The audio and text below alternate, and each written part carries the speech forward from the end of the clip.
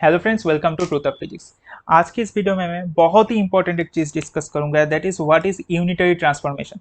तो पहले मैं एब्स्ट्रैक्ट नोटेशन यानी हमारा डिराक नोटेशन जो होता है, ठीक है, स्टेट केट के नोटेशन में इसको डिराइव करूंगा, क्या होता है यूनिटरी ट्रांसफॉर्मेशन बेसिक से डिस्कस करूंगा। उसके बाद इसका जो फॉर्म होता है मैट्रिक्स फॉर्मेशन, वो कैसे फॉर्म होता है वो फॉर्म, वो चीज डिस्कस करूंगा। उसके बाद इसका एग्जाम्पल देखेंगे हम, कैसे इसको हम प्रॉब्लम्स में यूज कर सकते हैं, यूज करके हम बेसिस को ट्रांसफॉर्म कर सकते हैं। तो पहले एकदम बेसिक से देखते हैं व्हाट इज यूनिटरी ट्रांसफॉर्मेशन। तो एक थियोरेम है। थियोरेम मतलब क्या, हमारे पास अगर given two sets of base kets both satisfying orthonormality and completeness. Orthonormality क्या होता है, थोड़ा सा डिस्कस करते हैं। ऑर्थोनॉर्मलिटी मतलब हमारे पास एक सेट ऑफ बेस केट्स है, ठीक है, मतलब सपोज अल्फा 1, अल्फा 2, ऐसे बहुत सारे बेस केट्स है जिसके द्वारा जो वेक्टर स्पेस है वो स्पैंड है। देन ऑर्थोनॉर्मलिटी टेल्स अस दिस, ठीक है, ये आई बोलता हूँ और इसको जे बोलता हूँ, ठीक है, अल्फा जे, दिस इज जे। तो ये क्या होता है, क्रॉनिकल डेल्टा आई जे, मतलब आई और जे जब इक्वल होगा, मतलब only alpha, simply only alpha और अल्फा का जो इनर प्रोडक्ट है ये वन होगा। और अगर अल्फा मतलब अल्फा वन और अल्फा मतलब सेम अगर होगा तो फिर सेम दोनों का इनर प्रोडक्ट वन होगा। और अगर दो डिफरेंट है, वन है आप अगर एक सपोज वन टू हो या फिर थ्री हो या फिर कोई भी हो लेकिन वन नहीं है, तो फिर ये जीरो होगा। ये simply this is called orthonormality. And what is completeness, completeness के ऊपर मैं एक वीडियो बनाया हूँ, वो आप देख सकते हैं। तो उसका एक्सप्रेशन होता है like this, summation A dash, ठीक है, और ए डैश, इसको ऐसे लिखते हैं, ये हमारा वन होता है। तो ये दो अगर कंडीशन फॉलो करते हैं, तो दो अगर हमारे पास ऐसे सेट है, ठीक है, सेट ऑफ बेस केट्स है, like if we denote that with A, ठीक है, A I, suppose A I and B I, ये अगर टू सेट ऑफ baskets है, then there always exist a unitary operator U, such that U एक ऐसा operator होगा such that, हम ऐसा लिखते हैं, यू जब ऑपरेट करेगा ए के ऊपर, ठीक है, यू ऑपरेट कर रहा है ए के ऊपर, सपोज के से डिनोट कर रहा हूं मैं, तो फिर ये हमारा क्या देगा, ये बी के देगा। इसमें ऐसा एक रिलेशन ऑलवेज होगा। और ये जो ऑपरेटर जो एक काम करेगा जो एक के ऊपर, ये ऐसा भी हो सकता है यू बी के ऊपर ऑपरेट करके, ठीक है, मैं आ, वो दिखा रहा हूँ जस्ट, यू ए के ऊपर ऑपरेट करके बी दे रहा है। तो फिर ये जो ऑपरेटर होगा इसको हम कहते हैं यूनिटरी ऑपरेटर। और ये जो ट्रांसफॉर्मेशन होगा इसको कहा जाता है यूनिटरी ट्रांसफॉर्मेशन। अब देखिए, तो सिंपली आप समझ सकते हैं यू का जो फॉर्म होगा वो एक्चुअली इस टाइप का होना ही पड़ेगा, समेशन के बी के, ठीक है, जिसको ट्रांसफॉर्म करके जो बना रहा है, ठीक है, उसको पहले, जो बना रहा है वो पहले लिया, और जिसके ऊपर ऑपरेट कर रहा है उसको बाद में लिया। देखिए क्यों ऐसा लिखा मैं, ऐसा होगा यू का फॉर्म, क्यों ऐसा होगा, अब इजिली समझ सकते हैं। देखिए इसमें आप पुट कीजिए यू के फॉर्म को, तो यू के फॉर्म का अगर हम यूज करते हैं समेशन के बी के, ठीक है, बी के ए के, और उसके बाद ए के ऊपर ऑपरेट हो रहा है तो ए के, ये जो ऑपरेटर ए के दिख रहे हैं, ठीक है, तो ये ऑपरेटर जब होगा तो ये हमें क्या देगा, देखिए, अच्छा इसको के ना लिख के मैं for this time being I am denoting it with L, some another है, ये कोई अनदर, इस स्पेस का ही कोई अनदर स्टेट गेट है एल, ठीक है, जैसे मैंने दिखाया ये वन टू ऐसे हो सकता है, तो ये सपोज एल है, तो फिर एल। तब ये देखिए, क्योंकि ऑर्थोनॉर्मलिटी कंडीशन मैंने बोला था कि यूनिटरी ट्रांसफॉर्मेशन के लिए दो कंडीशन चाहिए, क्या क्या, एक है हमारा ऑर्थोनॉर्मलिटी और एक है हमारा जो कॉम्प्लीटनेस है, क्लोजर प्रॉपर्टी, वो। तो ये जो कॉम्प्लीटनेस थ्योरम है उससे हम पता लगा सकते हैं कि ये डायरेक्ट क्रॉनिकल डेल्टा आई जे होगा, मतलब के और एल जब समान होगा तभी ये इक्वल टू वन होगा, अदर उससे जीरो होगा, टोटल इक्वल टू जीरो होगा। तो फिर के इक्वल्स टू एल जरूर होगा, तो फिर इस समेशन का अलग अलग वैल्यू यहाँ पे स्पैन करेगा, के इक्वल्स टू वन के लिए एक होगा प्लस के इक्वल टू टू, तो ऐसे करके जब के वैल्यू इक्वल्स एल होगा तभी ये समेशन रहेगा, राइट। तो ये समेशन अब नहीं रहेगा, सिर्फ एक ही टर्म हमारा बचेगा, जबकि के इक्वल्स टू एल होगा, वो वाला टर्म ही हमारे पास बचेगा। और वो टर्म क्या होगा, वो हमारा सिंपली के इज ट्रांसफॉर्म टू एल, सो इसे हम बी एल लिख सकते हैं, राइट, बी एल। और ये चीज तो हमारा वन हो गया जब के इक्वल्स टू एल होगा, ये देखिए ये वन हो गया। तो ये 1। तब देखिए आप, और लेफ्ट हैंड साइड में हमारा क्या था, लेफ्ट हैंड साइड में हमारा क्या था, यू ए के ऊपर ऑपरेट कर रहा है ना, यू ए के ऊपर ऑपरेट कर रहा है, तो यू एल ऑपरेट करके बी एल देगा, तब जब हमारा यू का जो फॉर्म होगा वो इस टाइप का होगा। तो ये क्लियर हो गया एब्स्ट्रैक्ट नोटेशन कैसे इसका फॉर्म ऐसा बन रहा है। ठीक है, अब देखिए जो इंपॉर्टेंट चीज़ है, यू का जो मैट्रिक्स फॉर्म होगा वो क्या होगा। हम अगर यू का जो मैट्रिक्स है, matrix representation of U in the old basis हम अगर लिखना चाहें, मतलब इस बेसिस के रेस्पेक्ट में हम अगर matrix formation of you, matrix form of you लिखना चाहते तो हम जानते हैं कि मैट्रिक्स फॉर्म कैसे लिखते हैं। अच्छा, इसको अगर आप समझना चाहते हैं क्यों मैं इसमें लिखा, ये एक्चुअली मैट्रिक्स का एक एलिमेंट होता है। ठीक है, ये जो लिखा मैं, ये एक्चुअली मैट्रिक्स का एक एलिमेंट है। ऐसे के अलग अलग वैल्यू होगा, एल के अलग अलग वैल्यू होगा, ठीक है, वो ऐसे एक मैट्रिक्स फॉर्म होता है। तो मैं ज़्यादा डिस्कस नहीं कर रहा हूँ उस बारे में। तो मैट्रिक्स का जो यू मैट्रिक्स होगा, यू एक मैट्रिक्स होगा, उसका जो, क्योंकि एक ऑपरेटर है, तो एक ऑपरेटर ऑलवेज एक मैट्रिक्स फॉर्म करता है। तो ये मैट्रिक्स जो होगा, अच्छा, ये मैट्रिक्स जो होगा, ये मैट्रिक्स का जो एलिमेंट्स होगा ना, ये अलग अलग एलिमेंट्स है। ये सपोज ये जो एलिमेंट है ये क्या होगा, ये एलिमेंट होगा के इक्वल टू 1 और एल भी इक्वल टू 1। तो ऐसे एक मैट्रिक्स होता है, तो ये एलिमेंट यहाँ पर पुट होगा, ऐसे यहाँ पे K equal to 1 L equal to 2 होगा। ठीक है, तो ऐसे मैट्रिक्स फॉर्म होता है। तो ये जो मैट्रिक्स एलिमेंट है, ये ये होगा हमारा matrix element in old basis. तो इसको हम थोड़ा सा सिंप्लीफाई कर सकते हैं कैसे, यू का जो यू ए के ऊपर ऑपरेट करके हमें क्या दे रहा है, यू ए के ऊपर ऑपरेट करके हमें बी दे रहा है, तो फिर यू ए के ऊपर ऑपरेट करके हमें बी दे रहा है, राइट, बी यहाँ पे। तो फिर ये जो चीज़ है, ये जो चीज़ है यहाँ पे हम बी पुट कर सकते हैं, तो बी पुट कर देते हैं। तो फिर ये इसका जो फॉर्म आया that is like this, B L, right, A K B L.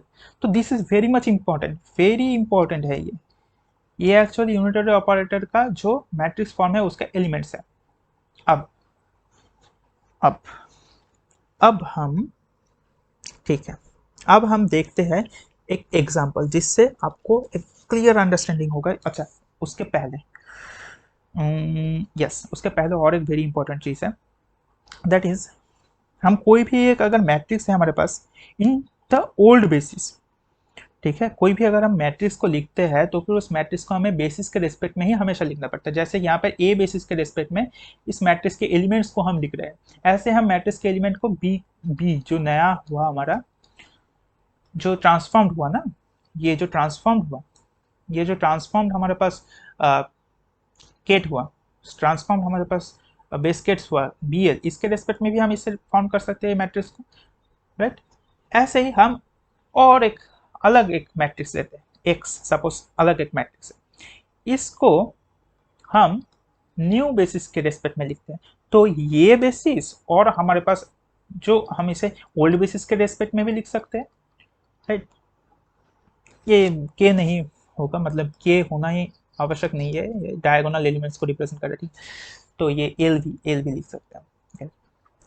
तो ये एल, ठीक है, एल। तो ये दोनों में रिलेशन एक्चुअली क्या होगा, ठीक है, ये और इसमें रिलेशन क्या होगा वो हम थोड़ा सा देखेंगे।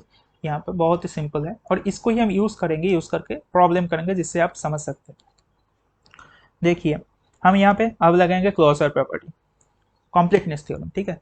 तो इसको आप समझ सकते हैं कॉम्प्लीटनेस थ्योरम, उसका लिंक मैं डिस्क्रिप्शन बॉक्स या फिर ऊपर आई बटन में दे दूंगा, मैं एक वीडियो बनाया हूँ उसके ऊपर। तो इसको हम स्पैन कर सकते हैं लाइक दिस, एम एन, ठीक है, बी के था, बी के लिख रहा हूँ, ठीक है, बी के। अब एक नया लिख रहा हूँ, ए एम, क्या लिख रहा हूँ थोड़ी देर बाद आपको समझ में आएगा, x A N B L. देखिए ये जो चीज़ है एक समेशन को लीजिए तो ये चीज़ आएगा 1, क्लोजर प्रॉपर्टी या फिर कॉम्प्लीटनेस थ्योरम के यूज करके ये चीज़ इस समेशन के साथ आएगा 1, तो फिर हम अल्टीमेटली इसको ये मिल जाएगा हमें। तो फिर अच्छा, अब हम इसको क्या लिख सकते हैं, देखिए हम जानते हैं यू ए के ऊपर ऑपरेट करके हमें क्या देता है, बी, राइट, यू ए के ऊपर ऑपरेट करके बी देता है। तो फिर यहाँ पे बी के जगह पे हम यू लिख सकते हैं, AN U, राइट, AL। और इसका जो हमारा डैगर होगा, ठीक है, इसका जो डैगर होगा वो क्या है, डैगर मतलब क्या, इसको हमें अपोजिट कर देना पड़ता है, या फिर इसका जो डैगर होगा, ठीक है, बोथ साइड में, तो फिर क्या आएगा हमारा, इस टाइप का कुछ आएगा, A K U dagger that is equals to B K, right. ये चेंज हो जाएगा ऐसे। अब यू को मैं इस साइड था, यहाँ पे इस साइड में क्यों लिखा, ये सारी चीज़ बेसिक्स चीज़ है, ठीक है, वो मैं डिस्कस कर लूँगा आगे आने वाले वीडियोस में, ठीक है। ये एक्चुअली जो डिराक नोटेशन है इसका कुछ बेसिक कॉन्सेप्ट्स है, ठीक है, मैं सीरीज वाइज वीडियोस में डिस्कस कर दूंगा ये चीज़। तो ये है, तो इसको मैं यहाँ पे लिख सकता हूँ बी के जगह पे, तो बी के जगह पे हम इसको ऐसे लिख सकते हैं, this will be this AM into, okay, into अंदर जो होता है ये चीज़ AM XAN, राइट, ये होगा, और दो समेशन MN, दो समेशन हमारा आएगा। तो ये क्या चीज़ है, ये एक्चुअली यू डैगर ऑपरेटर का एलिमेंट्स है, और ये है बीच का x का, और ये है यू ऑपरेटर, ये मैट्रिक्स एलिमेंट्स है ये तीनों। तो ये हमारा इक्वल टू हो रहा है किसका, हमारा x का ही, लेकिन कौन सी बेसिस में, x डैश से मैं रिप्रेजेंट करता हूँ, तो ये न्यू बेसिस में। तो न्यू बेसिस में कोई भी हम अगर मैट्रिक्स को लिखना चाहते हैं, वो हमारा ओल्ड बेसिस के, ये ओल्ड बेसिस में जो रिप्रेजेंटेशन है उसके साथ ये रिलेशन होगा। यूनिटरी मैट्रिक्स का जो डैगर होगा उसके साथ हमें ऐसे ऑपरेट करना पड़ेगा, तो इससे हमें मिलेगा। अब कैसे मिलेगा वो हम प्रॉब्लम में देखते हैं। और एक प्रॉपर्टी है U dagger, u is always equals to 1 unitary operator के लिए। तो ये कैसे आता है, ये आप खुद से ट्राई करिए, आपको अगर नहीं आता तो वेरी इजी है, मैं जो जो चीज़ दिखाया हूँ इसमें, ठीक है, ऐसे ऐसे एक्सपांड करना, क्लोजर प्रॉपर्टी का इस्तेमाल करके आप यूज़ कर सकते हैं। अगर नहीं आता तो मैं अगले वीडियो में डिस्कस कर लूँगा। तो एक एग्जाम्पल लेते हैं, हमारा नोन एक एग्जाम्पल, ठीक है, सिग्मा एक्स, हमारा पाउली स्पिन जो मैट्रिक्स होता है, ये क्या होगा, ये हम जानते हैं क्या होता है, 0 1 1 0 होता है, और इसका जो आइगन वेक्टर्स है ये होता है 1/√2 1 1, ये एक होता है आइगन वेक्टर, और एक आइगन वेक्टर होता है 1/√2 1 माइनस में, ठीक है। तो अब हम ये जो है, तो अब हम इस ऑपरेटर को न्यू बेसिस के रेस्पेक्ट में लिखना चाहते हैं।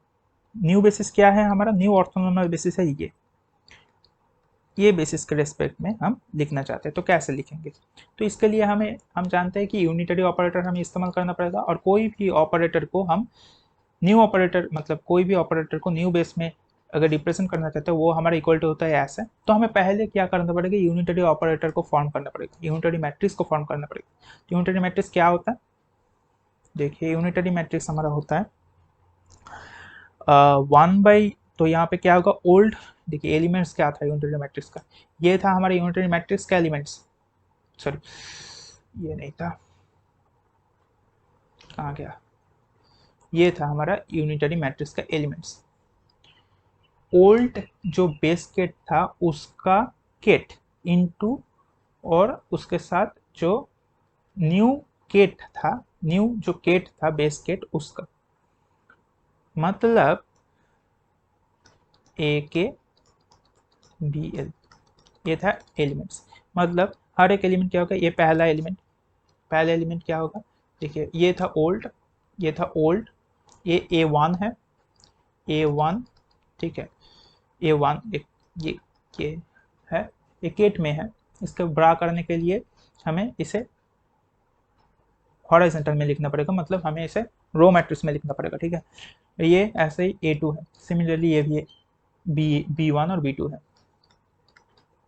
ठीक है। तो मैं इसे ऐसे लिख सकता हूँ, देखिए A1 B1 A1 B2 A2 B1 A2 B2, ये होगा हमारा मैट्रिक्स। तो इसको आप एक एक करके लिखिए, ठीक है, एक एक करके मैं लिखता हूँ। तो 1/√2 क्या था 1/√2 इंटू 1, 1 मतलब अंदर 1 और क्या था इसका ये हुआ और ये था हमारा 10, ऐसे ही 1/√2 1 ऐसे रहेगा 0 1 हो जाएगा 0 1 और नीचे हो जाएगा 1। तो इससे आपका फॉर्म होगा कुछ इस टाइप का मैट्रिक्स 1/√2 1/√2 1/√2 इंटू 1/-1/√2 इस टाइप का मैट्रिक्स फॉर्म होगा। ये होगा हमारे यूनिटरी मैट्रिक्स। अब हमें सिग्मा एक्स को, ठीक है, सिग्मा एक्स डैश से हमें सिग्मा एक्स डैश और सिग्मा एक्स के बीच में रिलेशन निकालना पड़ेगा। सिग्मा एक्स डैश मतलब 1 0 और 0 1, ये दो बेस केट के रेस्पेक्ट में हम अगर इसको एक्सप्रेस करें तो इसका फॉर्म कैसा होगा वो हम जानना चाहते हैं। तो यू, तो इसको आप करिए, ठीक है। यू यू आपको मिल गया, इसका डैगर भी मैं लिख देता हूँ। यू का डैगर होगा हमारा, क्या होगा ये 1/√2, सेम ही होगा 1/√2 क्योंकि कॉम्प्लेक्स नहीं है कुछ भी, ऐसा ही होगा। तो इसको आप परफॉर्म कीजिए ये तीनों मैट्रिसेस को, और सिग्मा एक्स तो मैं लिख ही दिया हूँ 1 0 सॉरी 0 1 1 0 0 1 1 0, ये सिग्मा एक्स है। तो इस तीनों का पुट कीजिए तो आप पाएंगे, आप एक कीजिए तो आप पाएंगे कुछ ऐसा, आपको मिलेगा 1 0 0 -1, जो कि क्या है एक्चुअली, ये एक्चुअली क्या है सिग्मा जेड है। मतलब इसको अगर हम इस बेसिस के रेस्पेक्ट में लिखे तो फिर ये एक्चुअली सिग्मा जेड दे रहा है, और हम जानते हैं सिग्मा जेड का जो आइगन वेक्टर्स है वो 1 0 और 0 1 ही होता है। तो देखिए आपका कॉन्सेप्ट मैच हो गया, राइट। तो